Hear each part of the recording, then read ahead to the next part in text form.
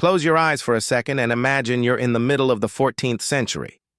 What's the first image that pops into your head?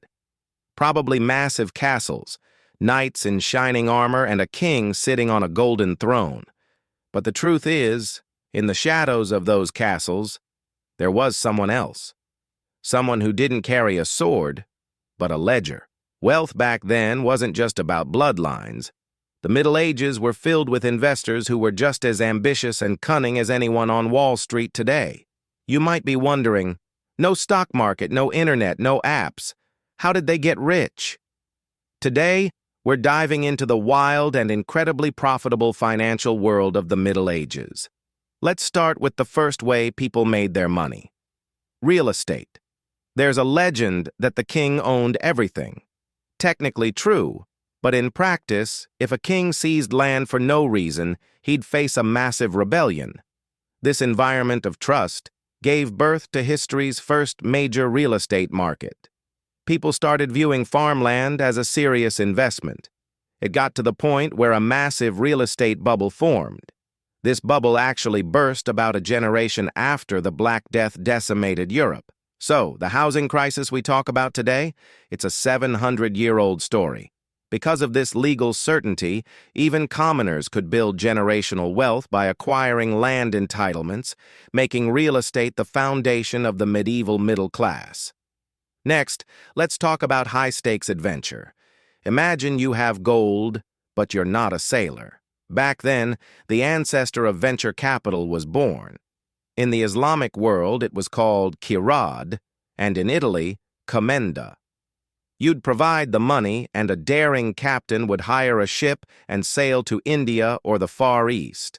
This was the ultimate high-risk, high-reward business. If that captain returned, considering pirates, storms, and exotic diseases, the profit from those spices and silks was jaw-dropping. In Spain and Portugal, the kings took only a 20% tax, leaving the rest to be split among the partners. It was dangerous and highly volatile, but it was the engine that drove the age of discovery and made ordinary merchants richer than dukes. Now for the sneakiest part, money lending. At the time, charging interest was considered a sin by the church and was strictly forbidden. But the economy couldn't move without credit. So, how did they get around it? Creative accounting. Bankers would lend money to farmers or craftsmen, but instead of interest, they'd negotiate a right to purchase.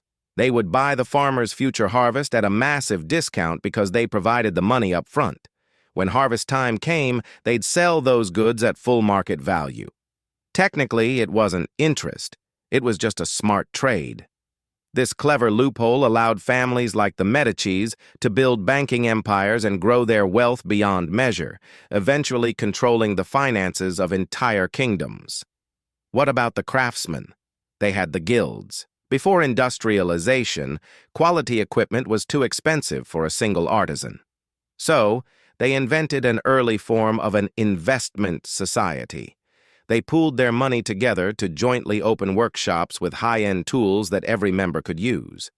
But guilds weren't just about support. They were corporate monopolies. Once they grew large enough, they would artificially reduce the supply of their products to inflate prices. They even pressured local lords and mayors to raise taxes on competitor goods from other cities.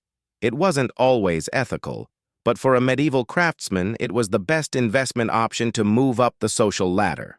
So, contrary to popular belief, the medieval world wasn't primitive. It was a highly dynamic time with immense financial innovation. People beyond noblemen and kings were able to get wealthy if they were savvy enough to spot these opportunities.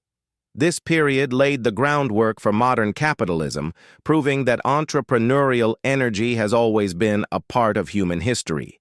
If you enjoyed this look into the secret finances of the past, don't forget to check out my other video about how bankruptcy worked in the Middle Ages, because losing your money back then was just as complicated as making it.